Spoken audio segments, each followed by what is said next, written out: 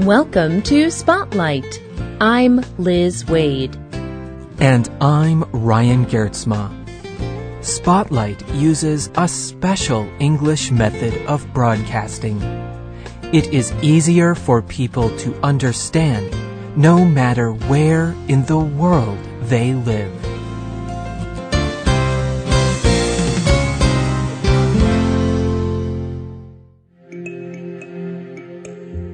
July 19, 1989. Kenya's President, Daniel Arap Moi, stands before a large pile of elephant tusks. Large gray elephants are common in Kenya.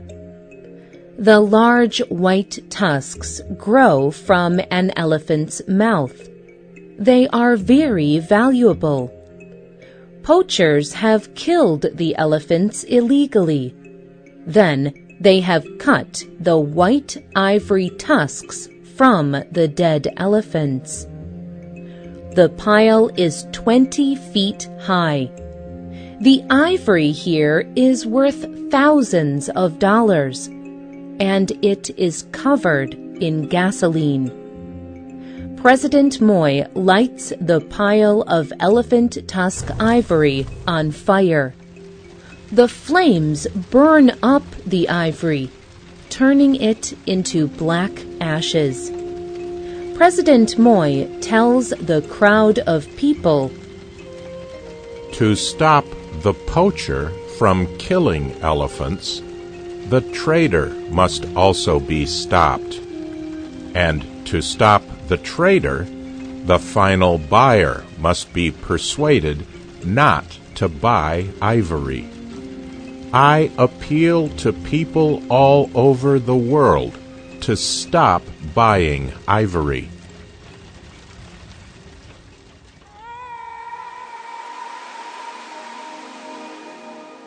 Other governments and organizations have continued working to stop the ivory trade. They still destroy piles of valuable ivory. However, over 25 years later, the ivory trade continues to harm elephants and people. Is there any way to stop it? Today's Spotlight is on the ivory trade.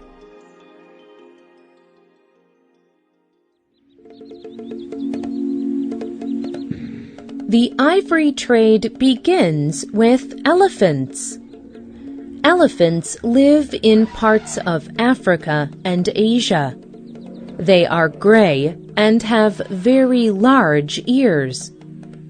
These huge animals can weigh up to 6,800 kilograms, and they can live to be 70 years old.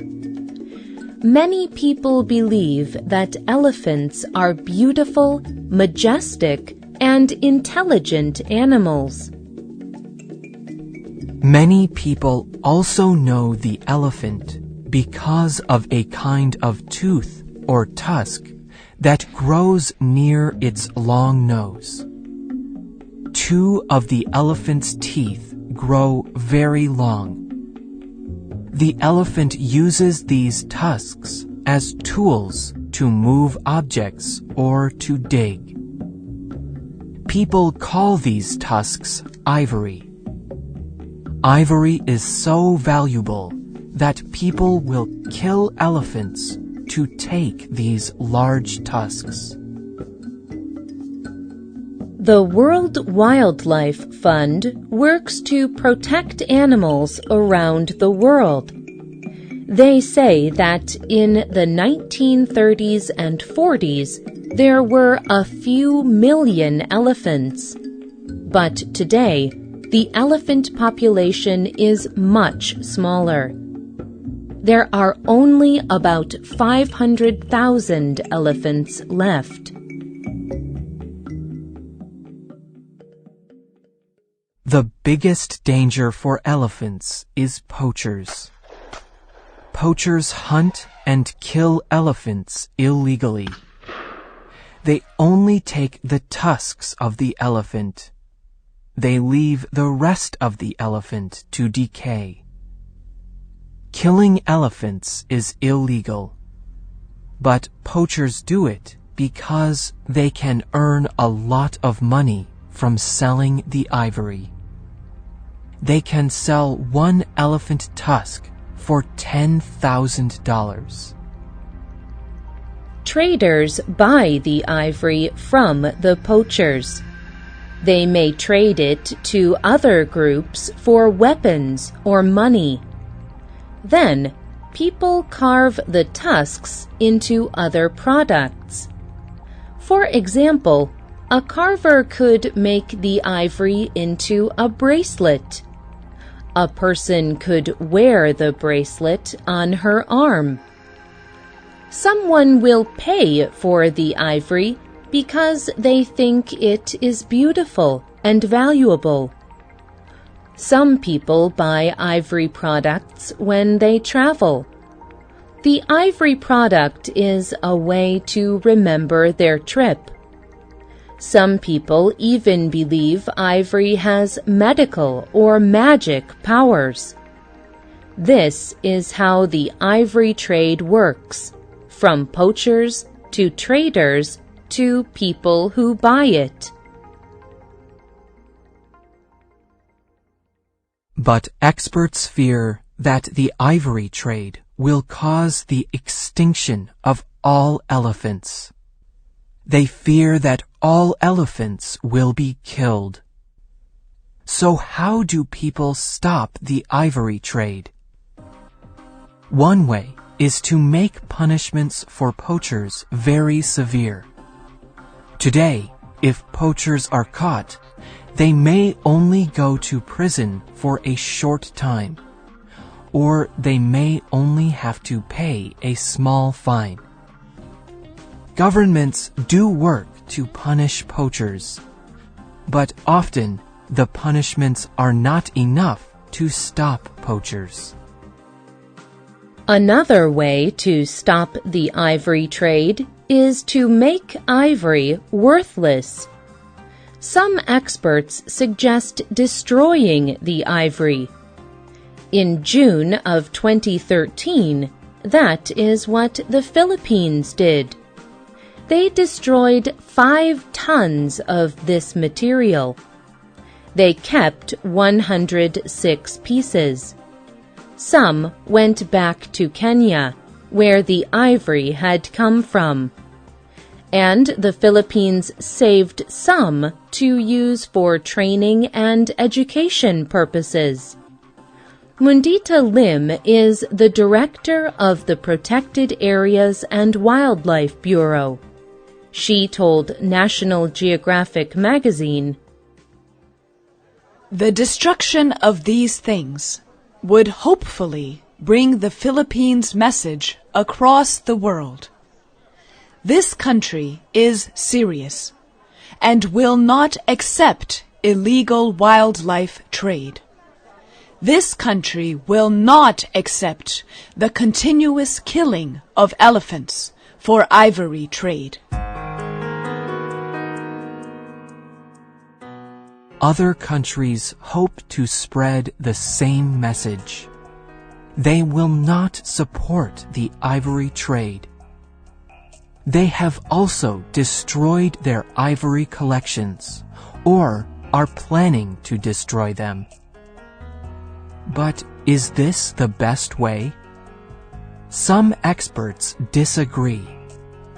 That is because some ivory pieces have important historical meaning. In 2014, Britain held a conference where people discussed illegal wildlife trade. The UK's independent newspaper reported that at this conference, Prince William said he wanted to destroy all of the ivory in the UK's royal collection. This includes more than 1,200 pieces. The collection includes old paintings, carvings, and gifts from other countries to the UK. David Harper is an expert in art and old valuables. He told the Daily Mail newspaper, "This is insane!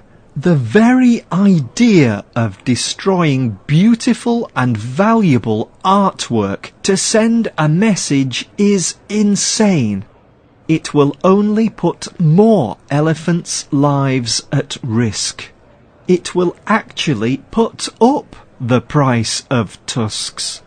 People's desire for ivory would only increase, and it would be a great day for traders."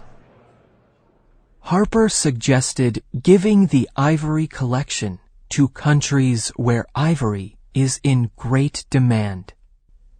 Then, since there would be so much of it, it would be less valuable. Or the UK could sell the ivory pieces. The money they earn from the sales would go toward organizations that protect elephants. So what is the right way to stop the ivory trade? The problem is complex. William Hague led the UK conference. He told the UK's Mirror newspaper that he will not stop fighting the ivory trade. He said, "We know that the trade feeds corruption and organised crime. It makes an area less secure. I know that the challenge we face is big. I know that the threat is highly organised and shows no mercy. But it can be defeated. We can reverse the decline in species. I am determined to do that before it is too late."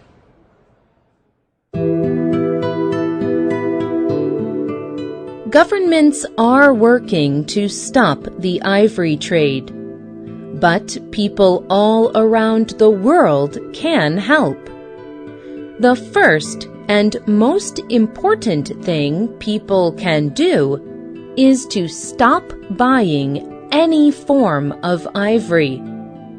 When you travel, do not buy any products that use any parts of wild animals.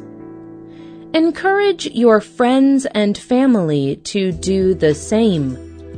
Second, you can give money to a trusted organization that protects elephants. We can all work to stop the ivory trade and to save elephants. The writer and producer of this program was Liz Wade. All quotes were adapted for this program and voiced by Spotlight. You can listen to this program again and read it on the internet at www.radioenglish.net. This program is called No More Ivory Trade. We hope you can join us again for the next Spotlight program. Goodbye.